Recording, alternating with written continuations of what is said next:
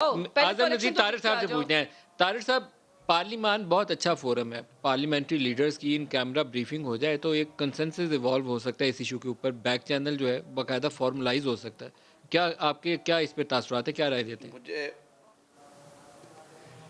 मैं तो डरते हुए ही बात करूंगा, क्योंकि मैं खुद इलेक्ट हुआ हूं, और जो भी मेरी बहन ने जिस तरह की गुफ्तगू की है और जो ज़ुबान इस्तेमाल की है, मैं तो अभी उस सदमे से नहीं निकल पाया कि हमें कम अज़ कम, हम जब कौम से बात करते हैं तो हमें अपने लहजे में कम अज़ कम थोड़ी सी शाइस्तगी रखनी चाहिए।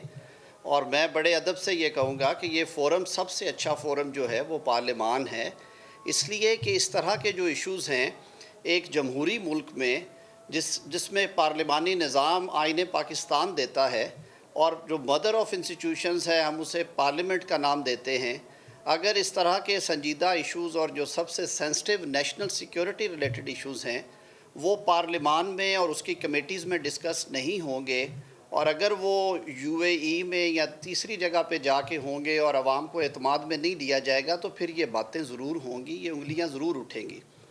देखिए, बैक चैनल डिप्लोमेसी एक अपनी जगह पे होती है, लेकिन फ़ॉरेन पॉलिसी के कुछ एक ख़ास जहत होती है। मसला कश्मीर कभी भी हमने बैक बर्नर पे नहीं रखा। पाकिस्तान की फ़ॉरेन पॉलिसी में जो टॉप एजेंडा रहा है वो मसला कश्मीर इशू है, और मैं समझता हूँ, मैं कोई पॉइंट स्कोरिंग नहीं करूँगा, हर हुकूमत के लिए ये मसला उतना ही इम्पॉर्टेंट रहा है, रहा था और रहेगा। इसलिए ऐसे सेंसिटिव इशू में जब आप इसको बैक चैनल पे लेके जाएंगे और इसको शेयर नहीं करेंगे, और जो अप्रोप्रिएट फोरम है पार्लिमान का उस पर नहीं लेके आएंगे, तो फिर उस पर ज़रूर उंगलियां उठेंगी। और फिर पिछले तारिक साहब, 1.5-2 साल में जो जिस तरह ब्रॉडर एक से अंडरस्टैंडिंग है वो तो आमतौर पर बैक चैनल के जरिए आएगी, लेकिन उसको बाद इसको पार्लियामेंट्री लीडर्स को ऑन बोर्ड लिया जाना चाहिए ताकि मसला आगे बढ़ सके। आपकी पेशरफ्त पार्लियामेंट के इजलास के अंदर मैं बहस के इसीलिए नतीजे मैंने में तो बाद मैंने में आएगी। पहले आपको बिगर पॉइंट्स जो 3 4 6 नुकते हैं ना, उसके ऊपर एक कंसेंसस इवॉल्व करना पड़ेगा दोनों मुल्कों को। वो इसी तरह ही होता है, नदीम एक्सपर्ट और भाई, ऑफिशियल्स बैठते हैं। मैंने इसीलिए कमेटीज़ की भी बात की है। कश्मीर कमेटी हमारी इसीलिए बनाई गई है पार्लियामेंट में, नेशनल असम्बली में, सेनेट में कमेटी है पार्लियामेंट्री इसी लीडर्स की हवाले से। ब्रीफिंग होनी चाहिए, ये सिर्फ सारी कश्मीर चीज कमेटी नहीं, तमाम पार्लियामेंट्री ये लीडर्स की इन बिल्कुल कैमरा होनी के चाहिए, इजलास उनको हो, एतमाद में लेना उनकी चाहिए, ब्रीफिंग उनको होनी चाहिए। एतमाद में लेना चाहिए। और यही जमहूरी जो तर्ज हुकूमत है उसकी ये बुनियादी रूह है कि आप इलेक्टेड अच्छा, अभी रिप्रेजेंटेटिव्स को ऑन जरताज बोर्ड ने एक रखते बड़ी हैं, अहम बात कही उनको है, मैं एतमाद में चाहूंगा उसके लेकर। ऊपर आप जवाब दें। वो कल केस लगा हुआ है आपका, अदालतों से फैसले कुछ भी आ सकते हैं, अदालत को जो मुनासिब लगेगा।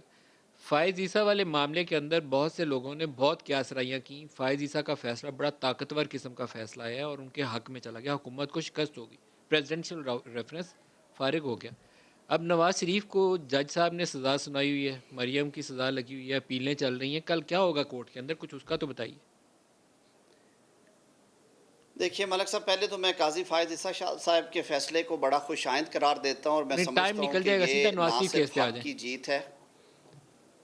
जी जी, नवाज़ शरीफ साहब के केस में देखिए जी, मैं तो समझता हूँ, बतौर वकील, जो मेरी अपनी राय है, बतौर वकील मैं समझता हूँ कि उनकी गैर हाज़िरी में उनका केस नहीं सुना जाना चाहिए, इसलिए कि तमाम आज जो पाँचों हाई तो कोर्ट्स सर हैं वो वापस पाकिस्तान आएंगे की, नहीं वो तो जब अदालत सुने क्रिमिनल कैसे, अपील या तो उन्हें सुनती फिर हैं, वापस बुलवाएं।